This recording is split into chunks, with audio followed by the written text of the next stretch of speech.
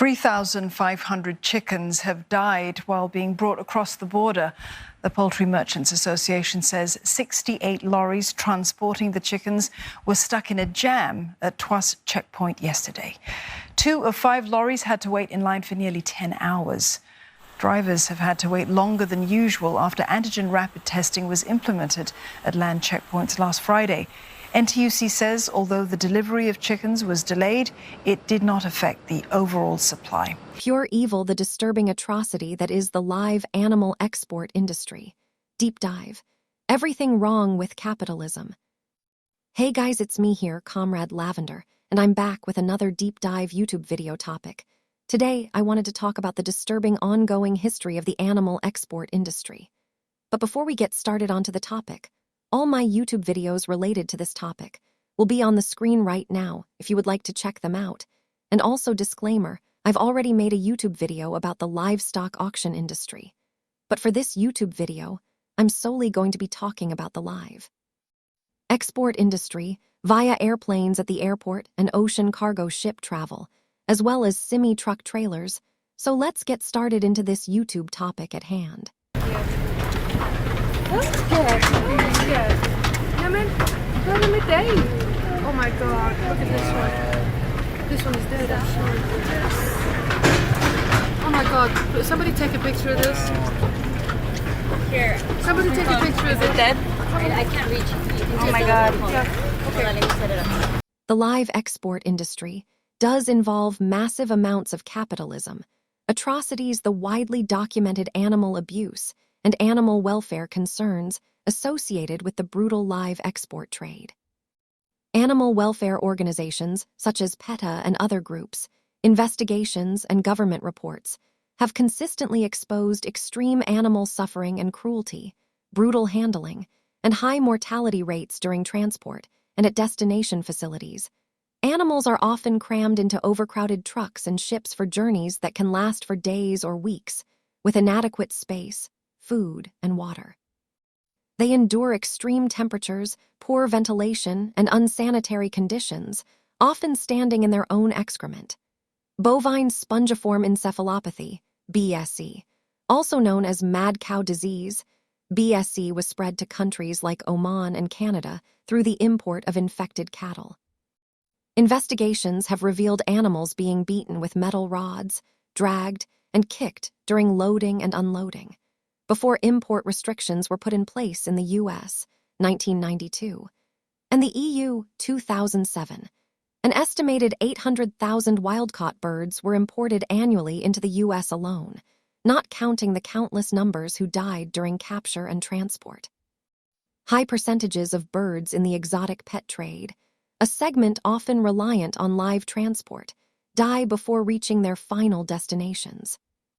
Investigations by animal welfare organizations have revealed a dire situation on the cargo ship Spiridon II, where approximately 3,000 cows, many of them pregnant, have been trapped at sea for over 50 days. Now, a warning, this next story contains distressing images. About 500 dairy cows from Australia and New Zealand have died after being shipped to Sri Lanka under a farming scheme underwritten by the federal government.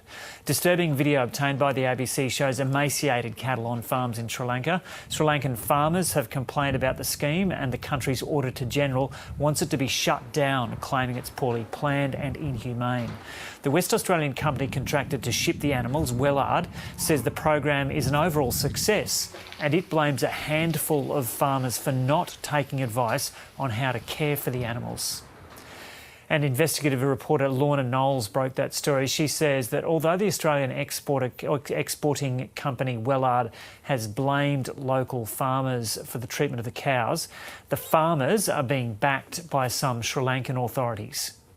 The farmers say they weren't given the training and the veterinary support to care for these animals. They're taking their lives. The laws relating to live export animals, there seems to be one standard that applies to animals that are exported for slaughter. There appear to be legal protections for the welfare of those animals. But I'm told that the same protections don't apply to animals like this. Breeder animals and dairy cows are not afforded the same protection, and there are calls here in Australia to have those laws looked at. With many dying due to horrific conditions, including heat stress and unsanitary environments, the Togo-flagged cargo ship, a 52-year-old converted vessel, departed from Montevideo, Uruguay on September 19, 2025, bound for Bandırma, Turkey. The ship was blocked from docking in Turkey on October 22 due to administrative issues and discrepancies in the animal's ear tags documentation. It remained anchored offshore for weeks and has now reportedly been directed back to Uruguay, a journey of another month. Animal welfare groups, including the Animal Welfare Foundation and Animal Save Movement Turkey, have raised alarms about the inhumane, unsanitary, and life-threatening conditions on board. At least 58 cows have died, with carcasses reportedly stored in large bags on deck. Around 140 cows have given birth at sea, but the fate of 90 of the newborn calves is unknown.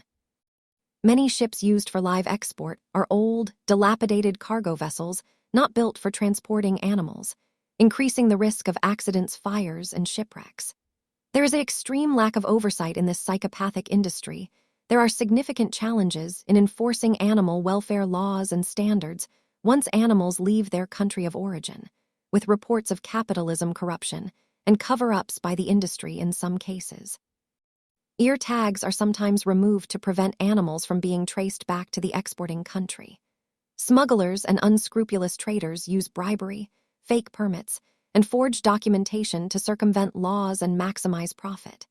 The inherent suffering in the live export trade has led to increased scrutiny and calls for bans in several countries, with some nations like New Zealand, Germany, and Brazil having already implemented restrictions or full bans.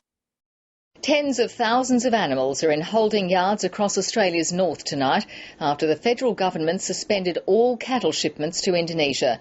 Just where the cattle will end up is a mystery, and anxious farmers are demanding compensation for lost income. But crossbenchers want the government to make the 6-month ban permanent. Chief Political Correspondent Mark Simkin, and a warning, viewers may find some of the images in this story distressing. All lined up with nowhere to go. A $300 million a year industry is at a standstill. Tens of thousands of cows are stranded after being saved from the slaughterhouse. I haven't got an income for 12 months. I'm going to have 3,000 head of cattle I've got to move in the next 35 days. What am I going to do with them? A week and a half after these pictures were broadcast, Labor's acted, heading off a backlash from the public and the backbench. We want to get this right. We want to get it right so that animals don't suffer. Live animal exports are shiploads of misery. It is unethical to have live animal exports. The government insists the trade will resume. For our last story tonight, let's turn our attention to South Africa. There was an uproar in the city of Cape Town yesterday. A disgusting smell had blanketed parts of the city. Residents were horrified. They raised multiple complaints. The city officials scrambled to find the source. Eventually, they traced the sewage smell to a ship, a docked ship called the Al Kuwait. How was a ship able to stink up a city?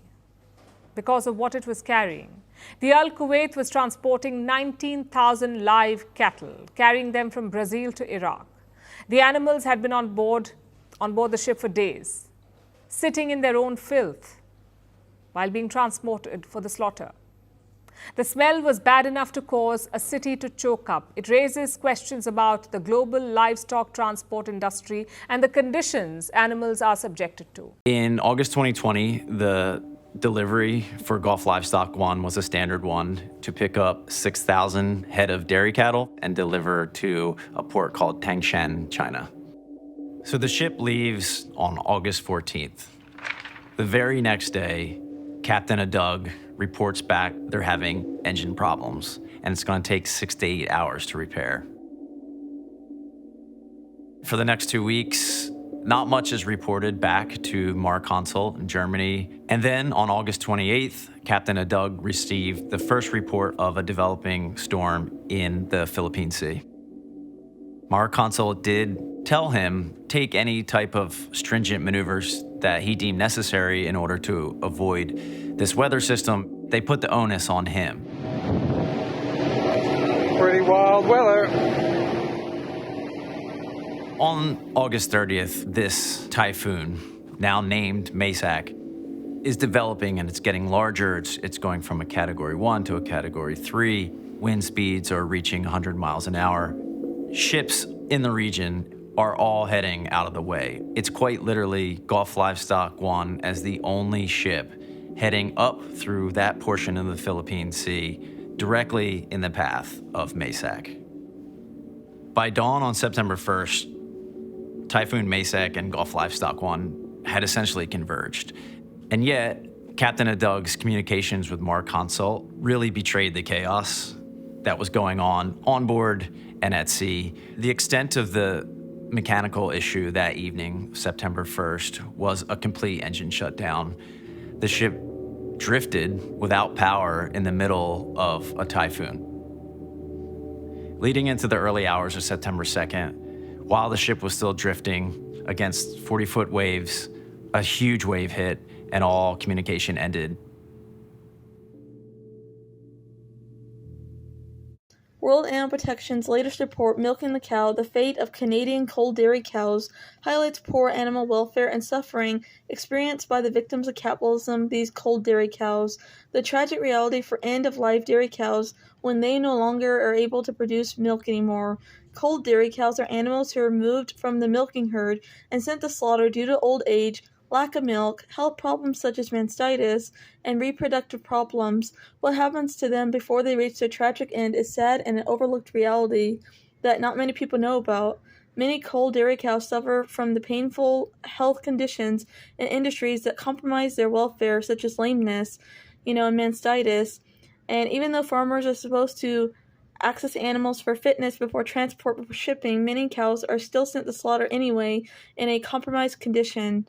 Inspection reports from Canadian Food Inspection Agency reveals a shocking 24% of vehicles inspected contained cold dairy cows with welfare concerns, including downed cows, lamed and emaciated. These animals are typically sent to auctions to be sold before being shipped long distances to a slaughterhouse to be made into burgers and hot dogs, enduring lengthy journeys to slaughter plants in the United States.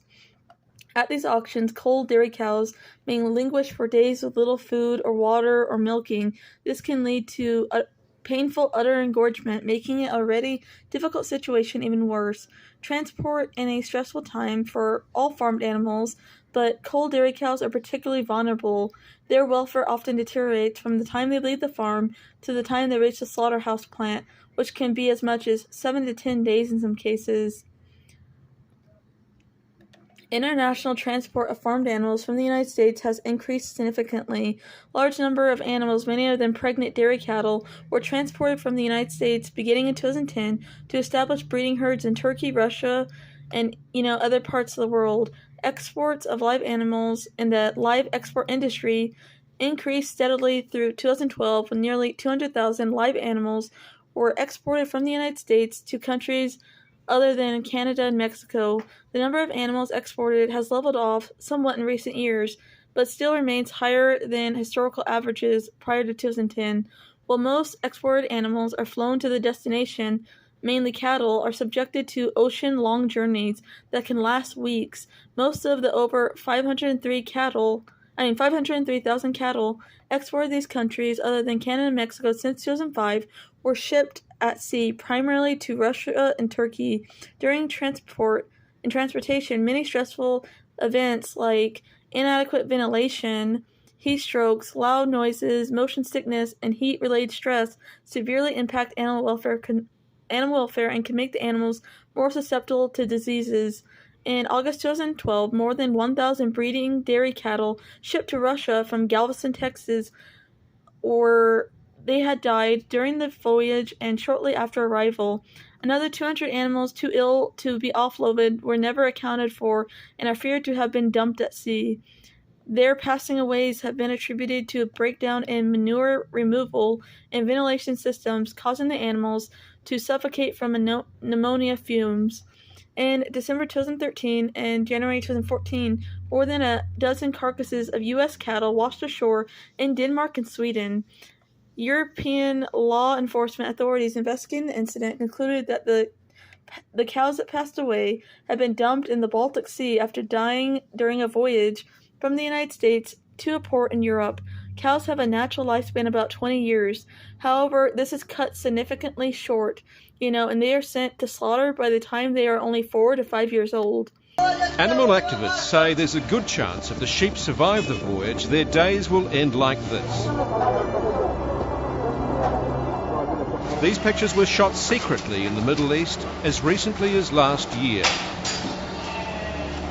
They're being sent to countries that have no laws to protect them from acts of cruelty. Lynn White is at the heart of the struggle to prevent Australia exporting live animals for slaughter. That's her in the blue scarf, finding out what's happening to sheep shipped to the Middle East. This is in a particular slaughterhouse where they're just pulling animals to the blood drains for slaughter, just dragging them by their legs. Australia and New Zealand banned live animal shipments to the kingdom. Animal activists pointed the finger at Hamoud Al-Ali Khalaf, claiming the real reason for the incident was earlier under-reporting of animal deaths. The reality is that a previous shipment by importer Hamoud in April had problems on board, a cattle disease, and they underreported the mortalities on that vessel. We deny anything like this. This is another rumour. There is many rumours they float around about these things.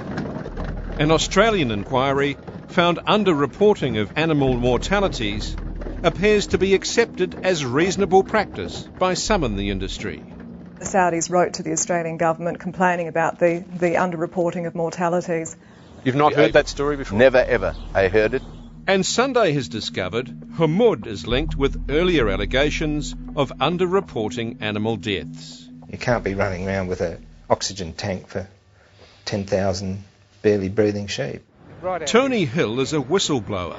He was the on-board vet who first complained about animal deaths 9 years ago. And they are living in horrific conditions. This has all been exposed by people actually working on these ships. They've exposed absolutely horrific conditions. A majority of the public are actually against the live export trade, so that's including a lot of non-vegans, because they believe it is a very horrific thing to do to send these live animals across to other nations. CIWF has recently produced The Road to Misery, a video in which shows a horrifying reality of transport in the Europe of the 1990s. It shows sheep being subjected to religious slaughter in a Paris abattoir, battered Polish horses en route to French abattoirs, sheep being killed without pre-stunning in Spain, and perhaps most shockingly of all, a bull with a broken hip on a ship in Croatia being repeatedly prodded in the genitals with an electric prod in an effort to get him to stand. Finally, his front leg is shackled and he's hoisted out of the ship and dumped on a dock. Later, there's a change of mind, and it is decided that it would be financially advantageous to lose the bull at sea, so he is hauled onto a forklift and shoved back on board, banging his head on metal railings as he falls. Government studies show that more than 700,000 calves and cattle each year die due to transit-related injuries and diseases. Each day, nearly 2,000 dead or injured cattle, calves, sheep, goats, pigs, and horses, and other livestock are rejected at federally inspected slaughterhouses.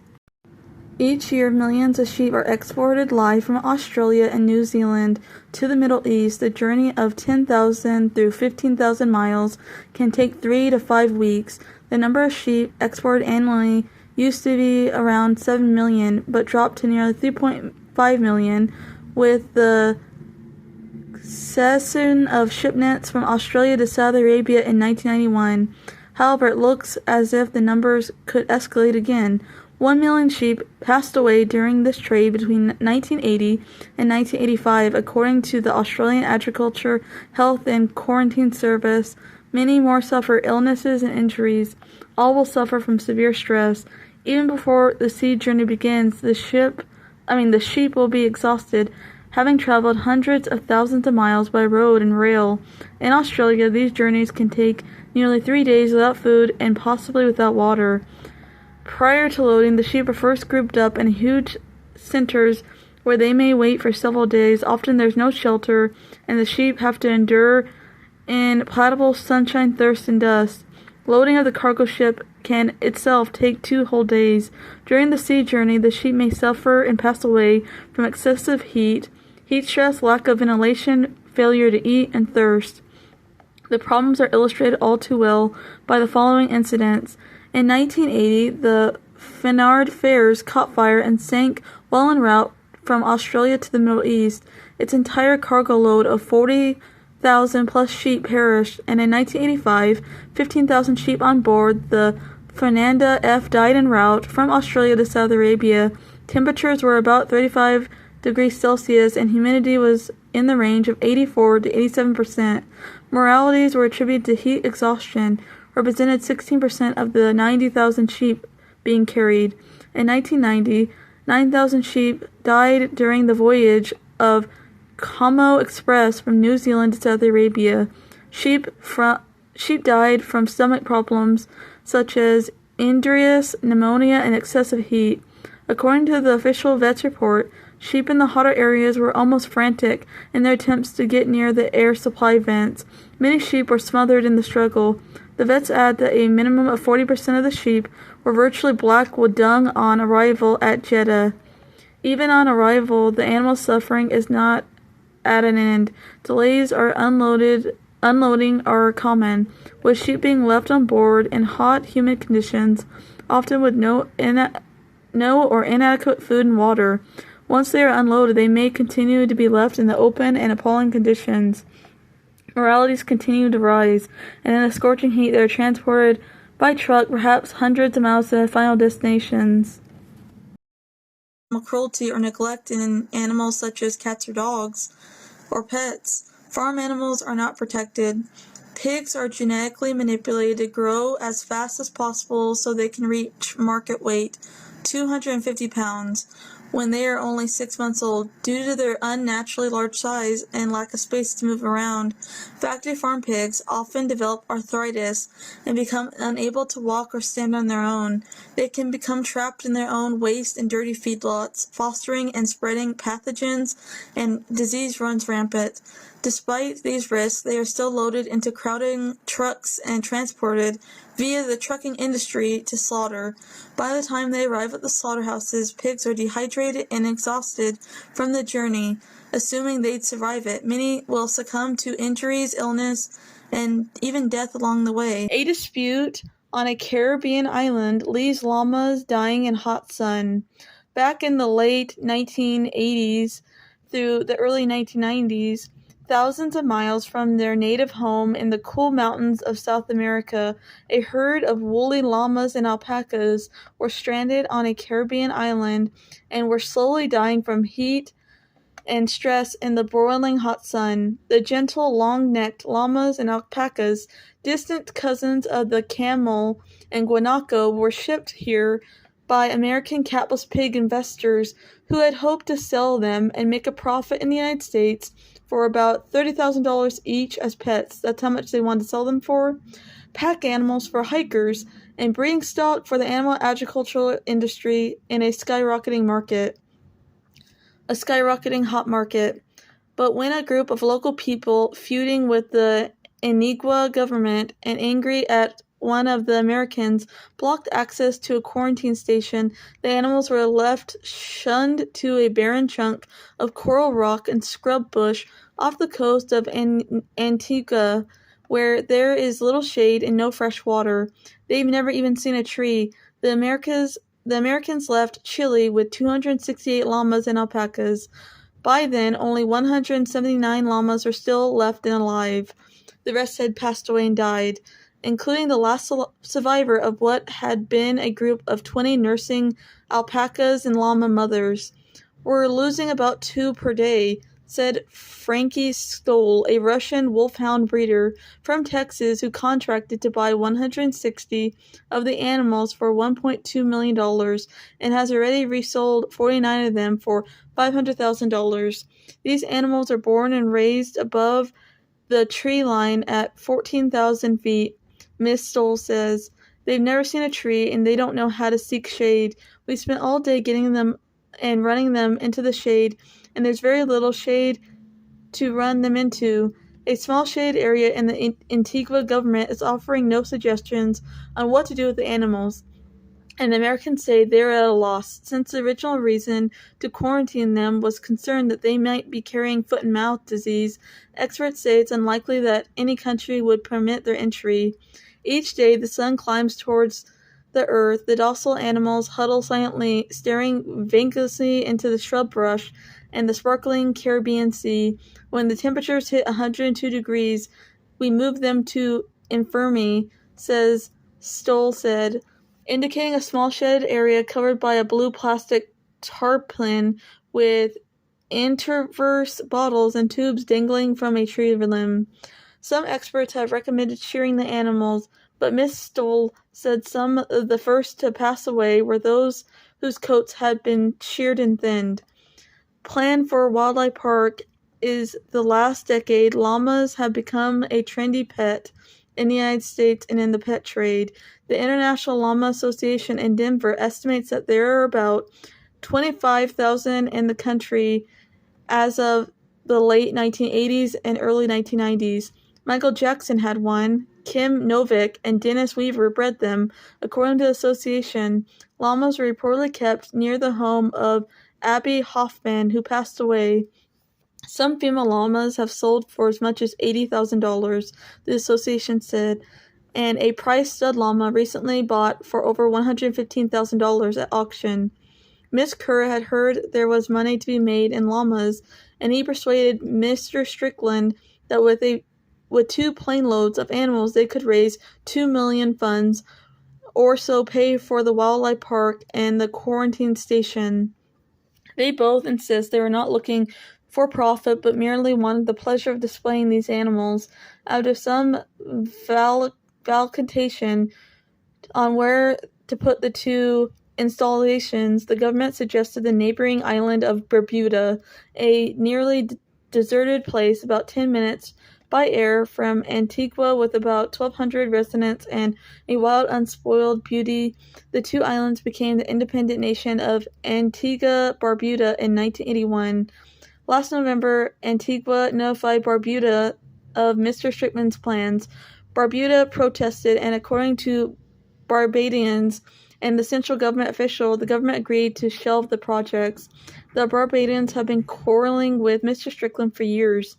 To them, he has been the main figure in a company that has been exporting the island's sand for use in construction and paying the Barbadians only a fraction of what they think it's worth. On March 23rd, a barge loaded with llamas and alpacas arrived to Barbuda. A crowd quickly formed, blocking the landing. The Barbadians say they fear disease, but they also decided to take a stand against Antigua and Mr. Strickland. Antigua sent police reinforcements, but eventually the Americans left with their llamas. Mr. Strickland said he and Miss Carr and 2 other American partners have lost several $100,000. There are some puzzling aspects to their enterprise. One is the Department of Agriculture said the quarantine station does not meet Washington standards and that the animals probably would have been rejected and not been permitted to enter the United States in any case. Another is that Mr. Strickland expressed surprise at Barbudans' rejection of the scheme and plot. Artuda is faulted. He faults the Antigua government for authorizing the quarantine station and not forcing the Barbadians to back down. On Thursday, Mr. Bird's aide and the government had decided that the Americans can turn the barren island into a temporary quarantine station as they requested. The Americans said they never asked for that and that the idea was unacceptable. In the meantime, they started pulling up more tarpaulins for shade. Miss Stoll said she just wanted to get the llamas off the little island to some place where we don't have to struggle for survival every single day. After languishing for more than a year as virtual castaways on the shrubby tropical island in the eastern Caribbean, the shaggy ruminants of a herd of llamas and alpacas from high slopes of the Andes may soon be rescued under a plan put together by the World Society for the Protection of Animals. Since Easter weekend 1989, when the scheme to import the animals into the United States went awry, they have lived on a diet of livestock food pellets, hay, and water brought several times a week from mainland Antigua by boat. When the furor over landing the animals died down, so did the local interest, but it revived with a jolt last spring when the Protection Society threatened to call for a tourist boycott of Antigua unless something was done. The threat struck a nerve. More than 70% of Antigua's gross national product derives from tourism industry. Although their future now looks brighter than it has in 17 months, the animals remain on Willy Island, where the owners and rescuers haggle over when and where to move them. And on the behalf of the Protection Society, of which Antigua will seize the creatures and Peru will accept them, leaving Kerr and his partners out in the cold, Kerr asserting his property rights, seeking to prevent the seizure. He said he found a European country which refused to identify. They'll take the animals into quarantine. He says that if given a little time to work out the details, we'll ship them there. Aside from the original cost of buying and flying the animals to Antigua, he said he has spent $1,500 a week for the past 17 months, paying feed bills, and hired a helping hand to tend to the herd. His group also put $250,000 into the ill-fated Barbuda quarantine facility, Kerr said. These animals are private property, he said. We can't abandon them now. If they go to Peru, they will go right to the slaughterhouse and have their necks cut off. O'Sullivan scoffed at that forecast. That's false, he said. Peru guarantees they'll be released into a park. He said that in Peru, the animals will be placed under quarantine for 40 days, during which they can begin to recover from the stress and the ordeal, then taken to a high-altitude llama refuge and animal sanctuary. The Protection Society also has pledged for half of the $90,000 it will cost to fly the animals to Peru. O'Sullivan said he's waiting for a written pledge from the government of Antigua, and it will be override Kerr's objections and seize the animals for shipment. Minister of Agriculture Hilroy Hermes, who's dealing with the llama crisis, said the only obstacle to acting immediately is Antigua's request for formal assurance from Peru that the creatures will not be slaughtered. Eventually, according to a source online, the Antiguan government, with the help of other organizations, worked to get the remaining llamas and alpacas back to Peru, their native habitat. I don't know what happened to this case. I'm assuming that they were able to get to Peru. There's not really that much information online or what happened exactly. But either way, it's been years since the late 1980s. The llamas and the alpacas are probably dead by now. And, maybe they got to Peru. I don't know. There's not that much information online about it. But I wanted to cover this because I actually originally found out about this true crime case in the Animals Voice magazine, but I can't find the article, the PDF for that right now. But I originally found the story in that magazine, so I wanted to do a true crime video about this. So yeah, if you like this video, don't forget to subscribe. Bye guys, see you in my next video.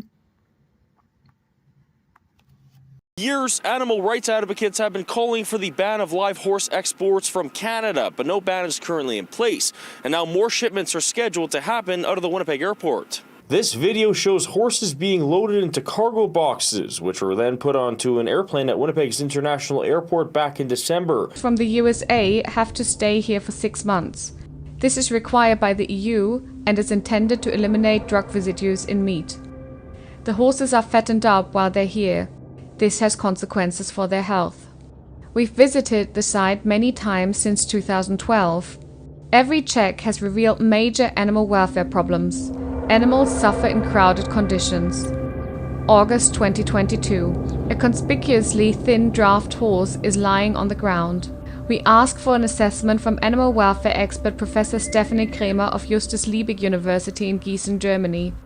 It could be a stage of chronic laminitis, which is a painful hoof disease. Such horses usually lie down, alternately stretching and bending their legs away from their bodies.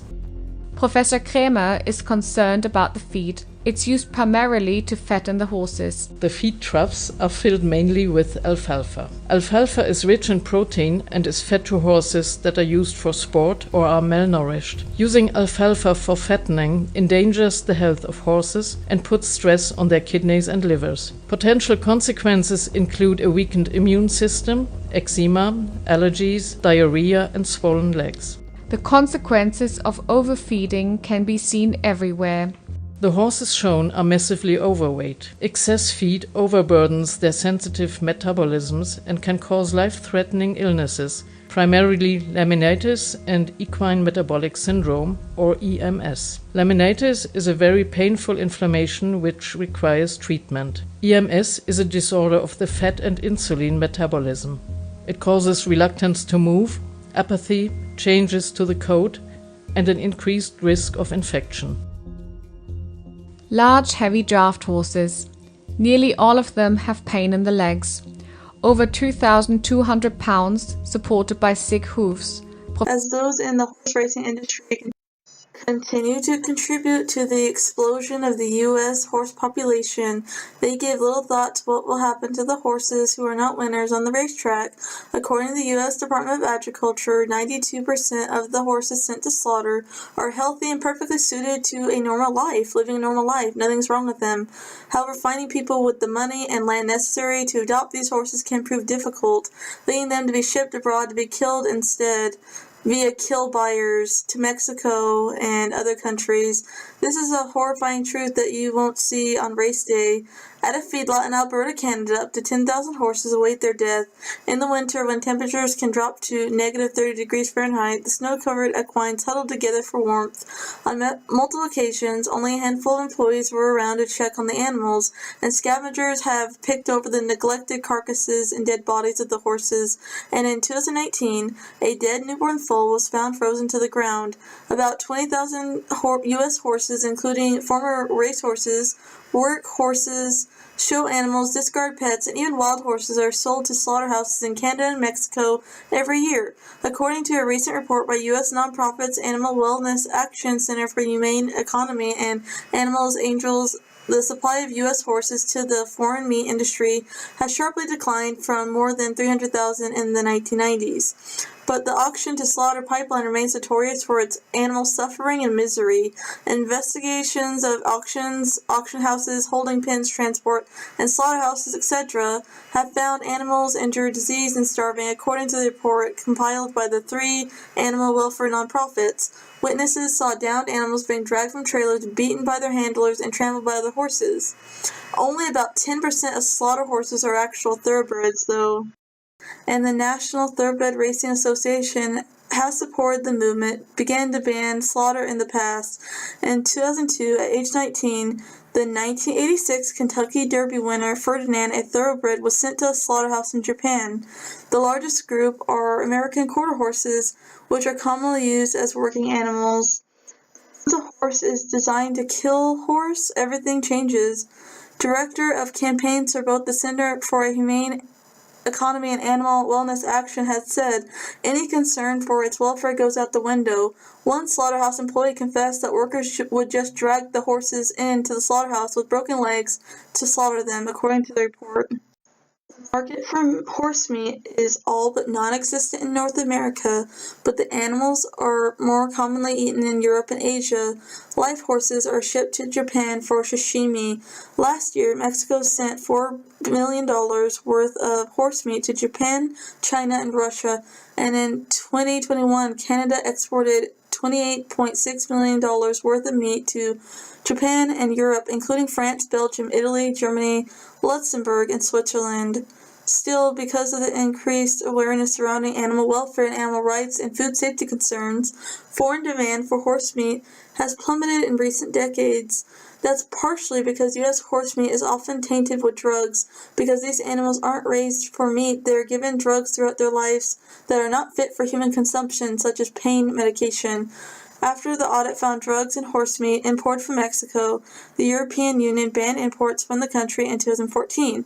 In 2016, the EU requires all U.S. horses to be held for 6 months in Canadian feedlots, in theory to rid the animals of toxins before slaughter. The EU also bans imports of meat from horses that have ever received penbizamine, and a horse last owner must sign paperwork attesting the animal is drug-free. But this honor system is just not working. Meadows says a 2018 audit of Canadian horse meat bound for Europe found traces of the drug still in their system in the meat. A program titled The Dark Side of Horse Racing is based on footage supplied by the animal rights group Animal Aid.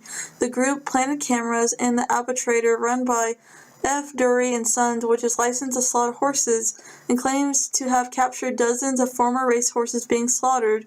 The majority were from Ireland. The investigation also suggests that many of the racehorses killed while the Animal Aid cameras filmed had been transported from Ireland, traveling more than 350 miles by road and sea, including some which were carrying life-altering and career-ending injuries. It further claims that at least 26 occasions, horses at the arbitrator were killed within sight of each other, another breach of regulations concerning slaughter. Dr. Hannah Donvan, a vet, tells the program that 350 miles potentially carrying a severe injury is not a humane process.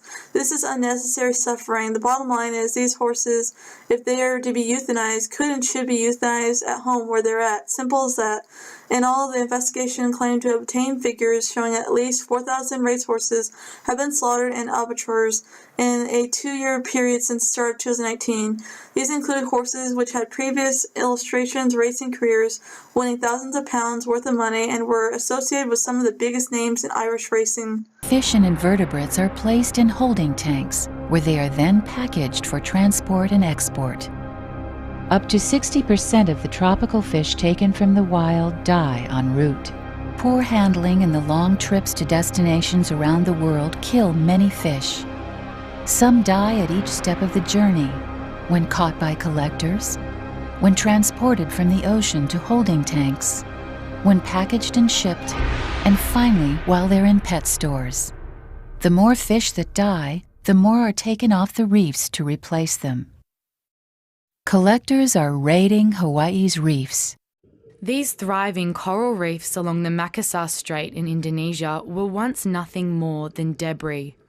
Poachers were using illegal practices like bomb fishing and reef poisoning to increase their catch. How the tropical fish pet trade is harming animals and endangering coral reefs in the ocean. Around 80% of exotic fish are imported to the United States are captured illicitly using the toxic compound sodium cyanide. Fishermen spray this chemical onto the fish and stun them. Once sprayed, the fish are momentarily unable to move and breathe, making them easy to catch. Sadly, not all fish pull through from the poisoning. Some die instantly, while others perish a few hours later. Those who do survive this experience are packed up and shipped across the world for sales in pet stores. Not only is cyanide harmful to fish, but it also damages the surrounding environment. Many tropical fish live in coral reefs. When corals are exposed to cyanide, it can have a toxic, devastating effect in coral bleaching and death. Additionally, if the toxin remains in the reef, it can further impact other non-target fish who become in contact with it as well. A square meter of reef is destroyed for every live fish caught using cyanide, said biologist Sam Mamakag of International Marine Life Alliance in the Philippines. With the world's coral reef teetering on the edge of extinction, this is no small impact. Over 20 million fish are caught every single year, fueling this $300 million industry.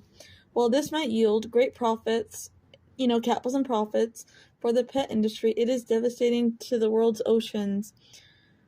The baggy cardinalfish and many other species have become endangered thanks to consumer demand in the pet trade, and considering the fact that scientists have estimated that the oceans could be empty by 2048 due to the immense rate which humans are taking marine species from the ocean. This includes the fishing industry for seafood. In these countries where the majority of exotic fish are exported from, Indonesia, Sri Lanka, and the Philippines, it is illegal to use cyanide to capture fish. However, that doesn't always prevent this practice from occurring or happening. Nearly 3 million homes in the United States keep saltwater fish as pets.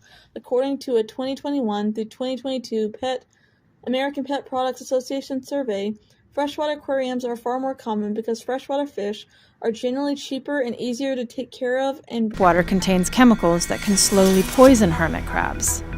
The crabs who survive this ordeal will be shipped to be sold in pet stores like PetSmart and Petco and in coastal towns, likely into a life of isolation and deprivation. There are no reliable statistics on just how many hermit crabs die during transport, get sold, or what their fate may be once sold. Shell Shoddy Inc., a hermit crab wholesaler headquartered in New Jersey, reported in a 2000 New York Times article that it sells over 1 million crabs each year. Though such companies are apparently licensed by the government, the trade is largely unregulated. While some crabs may end up in the care of a person who does truly care about and does want to do the best for the hermit crab and treat like their actual pet, the majority are purchased as novelties by people who do not think ahead of time and die quickly because of the stress the hermit crabs do. Ignorance or neglect when they are later shipped around the globe and sold as low maintenance, easy care, unusual, and very entertaining pets. But as Tammy Sook, Hermes' temporary caregiver, quickly learned, these are not animals who can simply be thrown into a small aquarium tank and fed, as they Now here's a disturbing report. Ethiopian Airlines has been implicated in a damning report accusing it of facilitating wildlife trade in Africa. The report, dubbed Cargo of Cruelty by World Animal Protection, says the airline is a major enabler and the most frequently used airline transporting animals out of West Africa. Most of the animals smuggled are threatened with extinction or have unknown or declining wild population trends. The report shows between 2016 and 2020, at least 25 different species of wildlife, including reptiles, mammals, invertebrates, and amphibians, featured in at least 30 Ethiopian Airlines shipments. According to the department's press release, those indicted, arrested, or persecuted included individuals from the United States, Canada, Germany, the Netherlands, South Africa, Japan, Malaysia, Hong Kong, Crutcherfield, who pleaded guilty in 1999 was smuggling rare reptiles such as the Madagascar tree boas and the Madagascar ground boas into the United States. Both species face extinction in the wild where they're from due to poaching and habitat loss. Crutchfield admitted to smuggling more than 200 reptiles, including exotic turtles. After pleading guilty to 7 felony counts, he served 30 months in prison, performed 150 hours of community service, and served 3 years of supervised release for conspiracy, smuggling, and violations of the Lacey Act. Tom and Penny Crutchfield were once the largest dealers and importers of exotic reptiles in the United States, but in 1995, both were convicted for the illegal importation and the intent to sell Fiji banded iguanas. Tom was sentenced to 17 months in federal prison and a $10,000 fine, while Penny was sentenced to 1 year probation and a $2,000 fine. Reptiles such as snakes, Crutchfield was convicted of smuggling into the U.S., suffer tremendously as exotic pets. In fact, at least 75% of pet snakes, lizards, tortoises, and turtles die within 1 year of becoming a pet. A World Animal Protection report, Suffering in Silence, found more than 3 million ball pythons have been exported from Benin, Ghana, and Togo over 45 years.